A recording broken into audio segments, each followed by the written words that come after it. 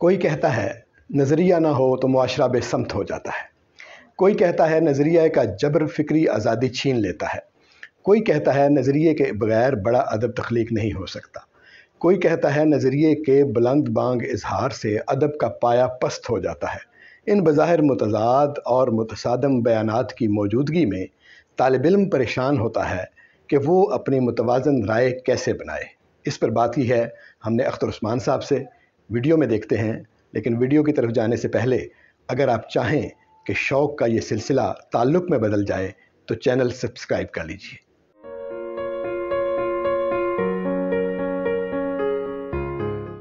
अस्सलाम वालेकुम। आबिद शाल हाज़िर है इदारा उर्दू के सिलसिले एक सवाल के साथ, और आज एक बार फिर मैं हाज़िर हूँ अख्तर उस्मान कॉर्नर पर। जनाब अख्तर उस्मान की खिदमत में वेलकम।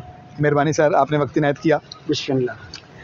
आज का सवाल जो है वो नज़रिए के बारे में है।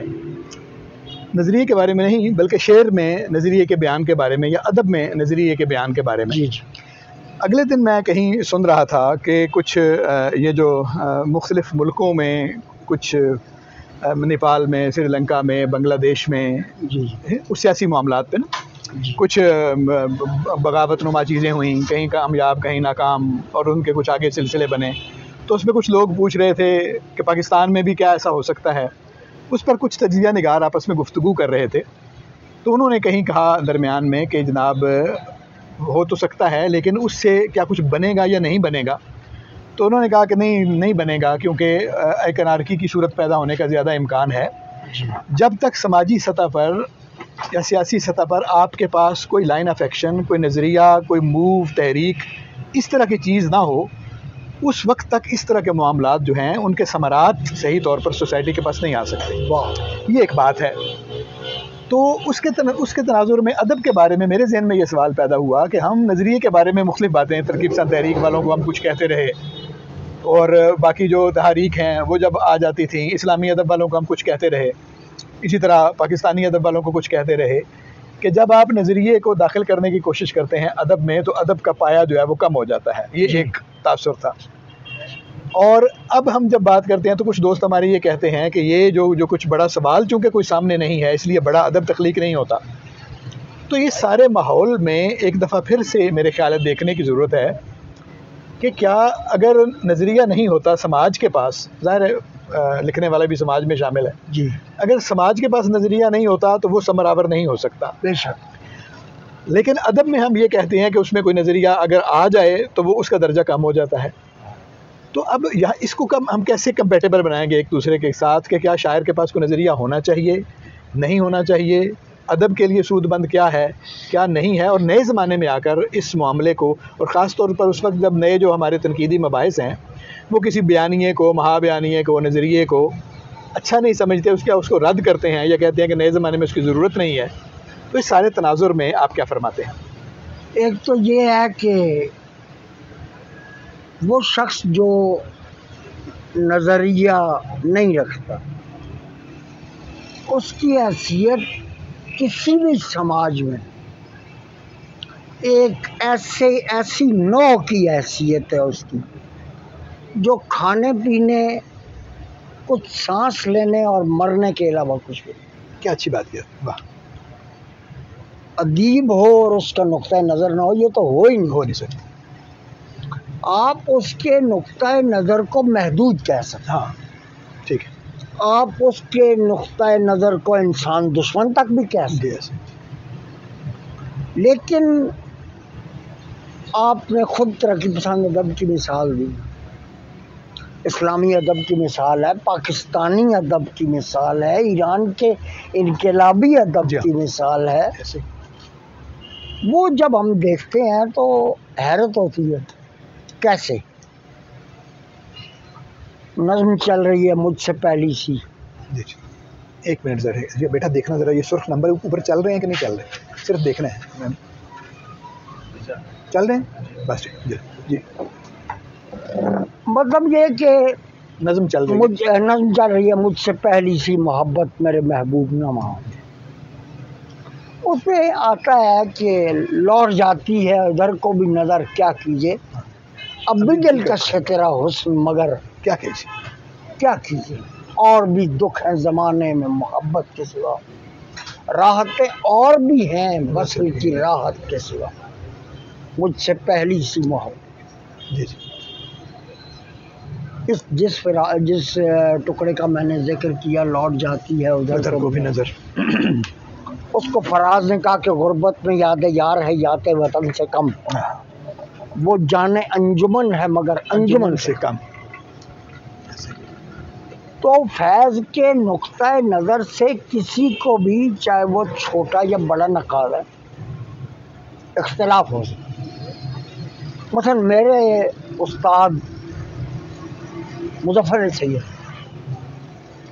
मैं उनको अक्सर कहा करता था कि आपको तरक्की पसंदों से खुदा वास्ते का बैर है, ठीक है। और जब आप कोई रीज़न उसकी देने लगते हैं तो आप कमज़ोर दलील है, ठीक है।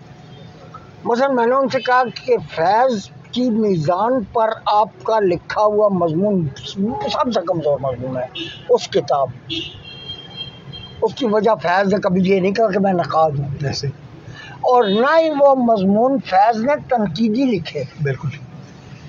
वो तो चंद दिबाचे हैं, कुछ फ्लैप हैं जो जमा करके और तो एक किताब बनेगी, और वो उसमें फैज़ का तो कोई वो नहीं, दावा ही नहीं है तो कोई। फैज़ को बतौर नाकिद लेके उसको रगड़ देना, ये कहाँ का इंसाफ है। लेकिन ये सारी मैंने जो आपसे बात की, इसके बावजूद उर्दू के सबसे बड़ा नकाद मुज़फ़्फ़र सैयदी। ठीक है। अच्छा, अब नज़रिया, या आप उनको अपने उस्ताद होने की वजह से तो नहीं कह रहे? नहीं, आपने उन्हें बिल्कुल नहीं। मेरे अलावा आपको पता कोई किसी को करीबी उन्होंने नहीं है। जी जी, ऐसे ही है। अच्छा, नज़रिया नहीं, मैं ये कह रहा हूँ कि आप उनको मतलब अस्करी साहब के होते हुए कह रहे हैं, जी, मैं अस्करी साहब की मौजूदगी में अलग-ऐलान कह रहा हूँ। जी, मैं वही कह रहा हूँ। तो और हालांकि खुद अस्करी साहब को मुज़फ़्फ़र सैयद ने अपना उस्ताद कहा। जी जी, ऐसे ही। लेकिन आप कहते हैं तो उसकी बात की अहमियत है, इस वजह से तो मैं सैयद साहब के इरशाद की रोशनी में तो नहीं कह रहा। जी जी, ऐसे आपका। अच्छा, मसलन तनकीद की आज़ादी का ये जुमला भी बहुत बड़ा है कि तनकीद की आज़ादी हर इंसान का बुनियादी हक़ है, चाहे इसका जिक्र अक़वाम मुत्तहिदा के ऐलाननामे में मौजूद हो या गैर मौजूद। ऐसे शेर में नज़रिया ठीक होता है। जैसे अभी हम पहले थोड़ी देर पहले एक आध के पहले कह रहे थे शायद कि मसला शेर में होता है जी, और जमालियात के साथ होता है। जैसे फैज़ का ये शेर है, इसमें नज़्म का मैंने टुकड़ा सुना है, फराज का मतला सुना है जनाब, पूरी जमालियाती तब-ताब के साथ यहाँ पर नज़रिया मौजूद है। जी। अच्छा, ख़राब कब होता है? फैज़ साहब जब कहते हैं ना कि बेशक अदब प्रोपेगेंडा होता है, वहाँ मसला था। अदब या कोई भी फ़नून लतीफ़ा में से कोई भी फ़न अवाम के हक़ में एक प्रोपेगेंडा होता है। ठीक है। लेकिन अगर कोई ये कहे कि वो अवाम उन नुकात पर दस्तरस भी रखते हैं तो ये गलत। ठीक है। उस नज़रिए को समझते भी हैं तो ये गलत है। ठीक है। इकबाल साजिद ने कहा ये फ़िक्र गर नज़रिया तराज कुछ भी नहीं। जी, मशहूर उसकी गज़ल हुई नए ज़माने में, फ़िराक़ फैज़ नदीम फराज कुछ नहीं, जदीद है इनका जवाब लिखे गज़ल जो फ़कत इसलिए कि गाई जाए, हाँ, मेरी निगाह में वो शेर साज कुछ नहीं। शेर साज, सुभान अल्लाह। ये पूरी की पूरी गज़ल स्टेटमेंटल है, फाड़ के सोखता नहीं, जला देनी। इकबाल साजिद अच्छा शायर, लेकिन ये गज़ल या इस तरह की कुछ और गज़ल वो कोई उसके कद को बड़ा नहीं कर। जी, ऐसे नज़रिए का बुनियादी माना क्या है? जो हाइपोथेसिस बनाओ, थीसिस बनाओ, एंटीथीसिस बनाओ, सिंथेसिस बनाओ, बहुत अच्छा। यानी कज़िये के से लेके इम्तिजाज तक के अमल से गुजर चुका हो। ठीक है। वो नज़रिया है, आइडियोलॉजी। जी। आपने देखा होगा, ज़ाहिर है आप यूनिवर्सिटी के उस्ताद हैं, आपने देखा होगा कि बाज़ लोग आइडियलिज्म को और आइडियोलॉजी को इकट्ठा कर देते हैं, ऐसे और भाई वो मिसालियत पसंदी है, अहमियत पसंदी है जी, ऐसे ही है वो तो, ये और चीज़ है। ऐसे तो हमारे यहाँ तरक्की पसंद अदब ने, पाकिस्तानी अदब ने हमें बहुत कुछ दिया। मैं आगे से सवाल एक हूँ, आप कहते हैं कि जी अब माबाद जदीद दौर आ गया। अच्छा, आ गया होगा। अव्वल तो ये ऐसे मुआशरों में आता है जो इंडस्ट्रियल एज से गुजर चुके हो, ऐसे ही है, वो जहाँ आना था वहाँ आके जा भी चुका है। फ़र्रुख नदीम 3-4 साल पहले अमेरिका गए, मैंने उनसे पूछा वहाँ कोई थ्योरी का जिक्र करता है, तो उन्होंने कहा बिल्कुल नहीं। तो जैसे प्रोफेसर्स को आप खुद समझते हैं कि तरक्की के लिए कुछ पर्चे फलां कैटेगरी में, कुछ फलां कैटेगरी में, ये उनका काम है, वो छानबीन में लगे रहते हैं, बारीकी का काम है, वो अपने रिसर्च पेपर दें वो, ठीक है, इससे उनकी तरक्की भी होती है और इल्मी सतह पर सरवतमंदी भी होती है। ऐसे ही वो जो शेर के बारे में हमने कहा था कि वो शायर का मसला होता है, मसला, तो ये भी मतलब ये रिसर्चर्स के और प्रोफेसर्स के मसले हैं, और ये उससे कम मसले नहीं है। बाज़ लोग इसको ऐसे ही उठा के फेंक देते हैं, बहुत बड़ा मसला है। किसी उस्ताद का 45 मिनट से ज़्यादा 3 घंटे तक क्लास में बोलना और सवालात के जवाबात देना, ये मजाक नहीं है। मैंने रावलपिंडी, इस्लामाबाद की सारी यूनिवर्सिटियों में और लाहौर की एक आध यूनिवर्सिटी में लेक्चर दिए हुए थे, मुझे पता है कि ये क्या है जनाब। तो बुनियादी तौर पर ये है कि नज़रिया महदूद ना हो, क्योंकि अगर किसी का वर्ल्ड आउटलुक महदूद है, ठीक है, उसका तसव्वुर जहाँ बीनी महदूद है। उसके लफ्ज़ों में जो ईरानी वो था एक थिंकर, बड़ी मशहूर उसकी किताबें पाकिस्तान में भी हैं, जिसने तसव्वुर जहाँ बीनी तर्जमा किया इसका वर्ल्ड आउटलुक का। तो जितना बड़ा वर्ल्ड आउटलुक होगा, उतना बड़ा अगर उसके पास जमालियाती इजहार भी है तो बिस्मिल्लाह, मुखालिफ नज़रिए को भी बिस्मिल्लाह। बिल्कुल सही, ऐसे नहीं आप, यानी इसका मतलब ये है कि देखें, छोटी छोटी सतह पे सारे लोग अपना अपना काम कर रहे होते हैं ना, हर शायर एक सतह का नहीं है, यानी जमालियाती एतबार से भी, फिक्री एतबार से भी। तो एक पूरा यानी एक मूव चल रही होती है, बहुत से लोग काफिले में जा रहे होते हैं, कुछ आगे होते हैं, सरखैल होते हैं, कुछ शामिल होते हैं, कुछ पीछे वाली सफ़ों में भी हैं, लेकिन जा तो एक तरफ रहे हैं ना। तो क्या मुआशरे का कोई ये रुख जो जा रहा है, ये होना ज़रूरी है और शायर को उसका हिस्सा होना अगर ये हो और चैनलाइज हो जाए तो उसको रेवोल्यूशन कहते हैं। बिल्कुल ठीक। फिर इनकलाब आता है। अच्छा, हमारा एक तो लिटरेसी रेट जो है वो शर्मनाक हद तक कम है। बिल्कुल ठीक है, वो 26-27%, हमने क्या पता कैसे उसको कितने, जो अपना नाम पढ़ लेता है वो भी है, खानदा को भी आप उसको भी, तो ये गलत है। मैं कहता हूँ कि तालीम पूरी की पूरी, यानी मास्टर्स तक, BS तक जदीद दौर में, जी ऐसे मुफ्त और सबकी रसाई में होनी चाहिए। सही।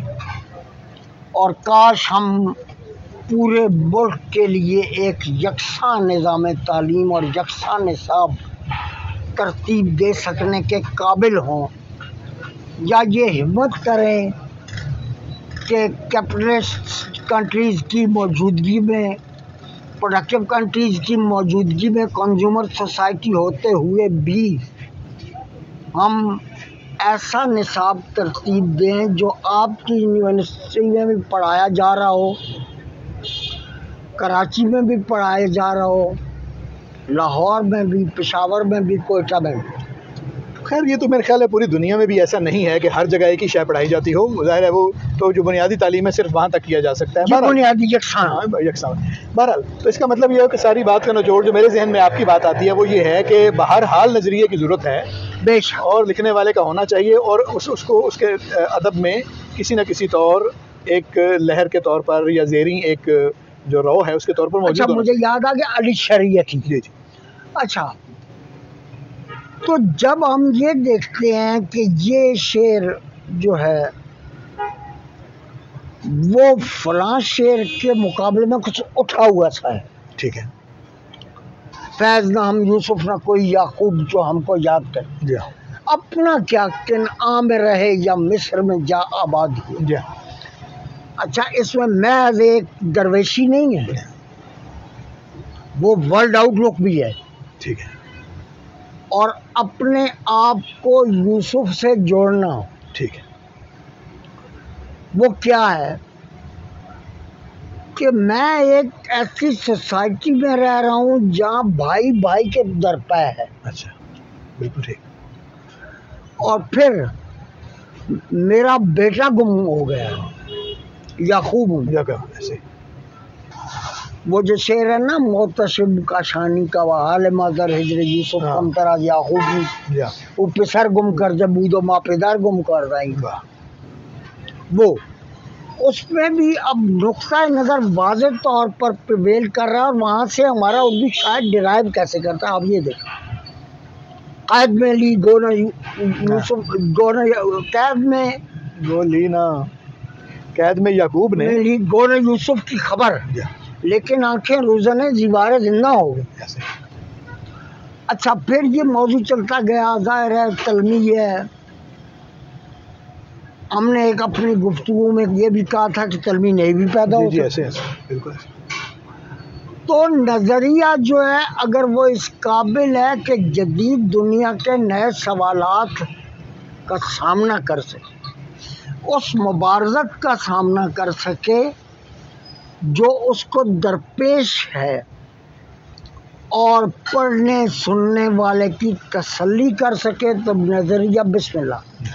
लेकिन अगर वो स्टॉलन की तरह थोपा हुआ है, अच्छा, और आपको जबरन ये कहा जाता है कि इस पे आप लिखो और अब इसे आप लिखो और अब इसे आप लिखो, जैसा कि पिछले दिनों खबर आई है अफगानिस्तान की, यानी अदब को एक ऑर्गन बनाया जाए। जी, तो ये गलत है। बिल्कुल सही।